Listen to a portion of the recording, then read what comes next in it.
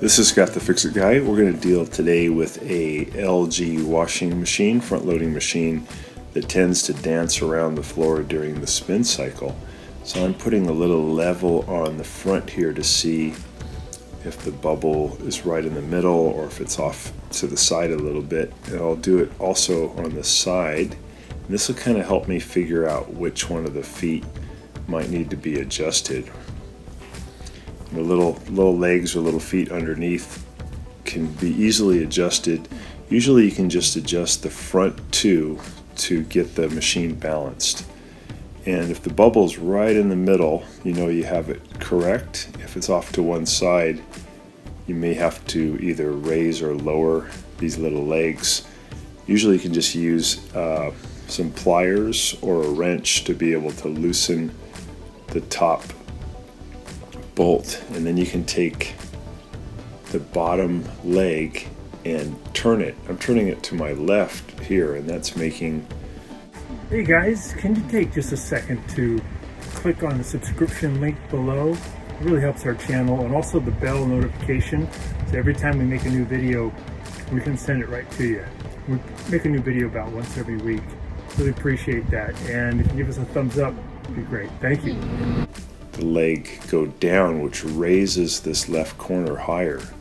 And once I have it where I need it, I'll take the upper nut. In this case it's a plastic one, but sometimes it's just a regular nut, and I'll turn it up as far as it can go up into the washing machine, and that locks it in place. If you don't lock it in place, vibration will happen over the years and it will come out of adjustment. I'm just now moving the bottom leg to get it more fine-tuned, and then I'll tighten the upper nut up toward the washing machine. I'm just using pliers to do this, but you can use a wrench.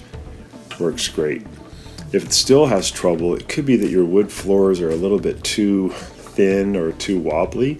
You can buy some thick plywood from the home improvement store and put it underneath your washing machine to make it more sturdy. That also helps to avoid the dancing around during the spin cycle. So I'm just getting it tight with my wrench. I'm using adjustable pliers here, and then I'm going to do also the right side, and then I'll keep going up and checking with my level until I can get that bubble right in the middle, both at the front of the washing machine and on the side of the washing machine.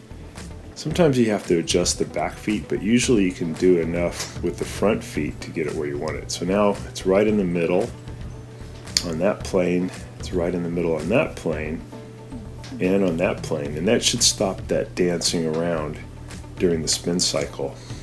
And again, if that doesn't help, I would buy some thick plywood and put that underneath.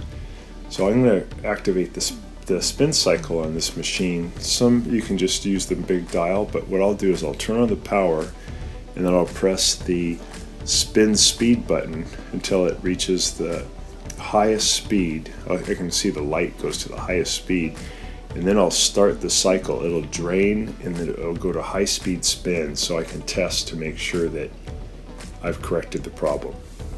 You just got to play with it a little bit until you get it very level, and that should get rid of the problem of the machine dancing around the floor and creating a huge amount of noise.